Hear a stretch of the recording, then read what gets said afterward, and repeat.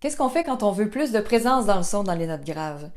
Qu'est-ce que je fais si je me retrouve dans une situation où je dois chanter une mélodie qui est dans mon extrême grave, donc qui est plus ou moins dans mon registre? Comment je fais pour bien me faire entendre et que ma voix résonne bien quand même? Dans un chœur ou dans une chorale, comment faire si les ténors et les basses se trouvent un peu effacés par le reste des voix? Comment je fais pour que ces voix-là ressortent et puissent mieux se marier à l'ensemble?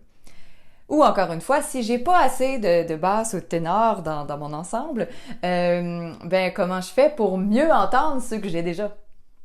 La solution, c'est de rétrécir le sphincter ari-épiglottique, que j'appelle SAE pour faire plus court, donc il devient plus étroit. Ça correspond à l'entrée du larynx, donc au-dessus de la pomme d'Adam.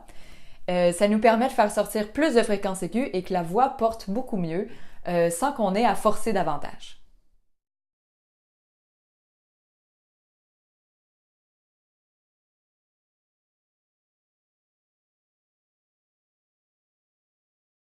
Pour l'explorer de façon concrète et très appliquée, je vous propose de le travailler à l'extrême. C'est-à-dire que ce ne sera pas le résultat final qu'on va avoir, mais ça va nous permettre de bien solidifier, bien clarifier nos repères sensoriels, pour que ce soit mieux transférable dans d'autres textes ou d'autres chansons. La première étape, c'est de le trouver. Comment on fait ça? D'abord, on va toujours mettre le son GN avant notre voyelle. Donc le dos de la langue va complètement, en fait, le voile du palais va être complètement appuyé sur la langue, ce qui va nous permettre d'avoir la langue haute aussi en le faisant. Donc d'avoir un tout petit espace dans la bouche. Ensuite, notre premier truc, je vais essayer d'imiter le son d'une sorcière. Je vais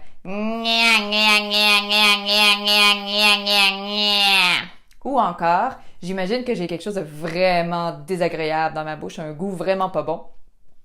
Donc, et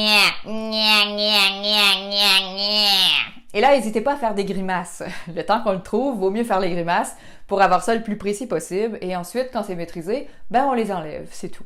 Ensuite, on peut aussi imaginer qu'on a quelque chose de collé sur le palais. Donc, un caramel, un beurre de noix, une gomme à mâcher, et qu'on essaie de l'enlever avec notre langue.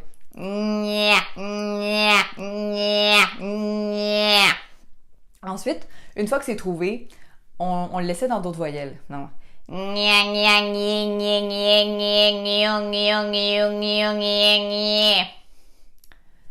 Ma deuxième étape, et là ça va être plus pour les chansons, moins pour le parler, je vais garder mon gna-gna que je vais faire sur la mélodie que j'ai à faire. Par exemple, si je reprends mon Au clair de la lune, je vais avoir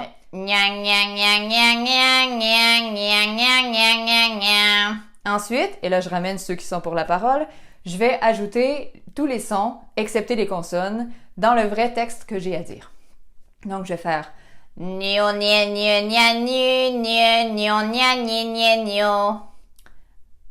troisième étape, je vais dire le vrai texte. Donc je ramène les consonnes. Au clair de la lune, mon ami Pierrot. Toujours en gardant ma sensation d'étroitesse ici. Et ensuite, c'est un peu beaucoup, alors je vais juste relaxer un peu. Je vais faire des petits tests.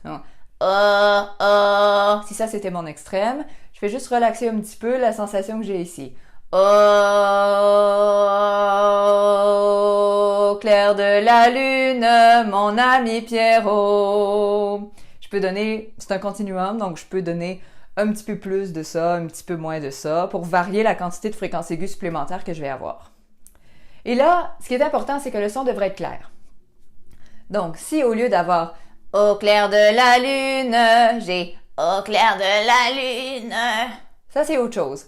Ça c'est parce qu'il y a de la contraction des fausses cordes vocales en même temps, et là-dessus, on veut être vigilant. Si ça vous dit rien, allez voir la vidéo qui s'appelle « Fausses cordes vocales, 3 configurations ». Pour le reste, bonne grave!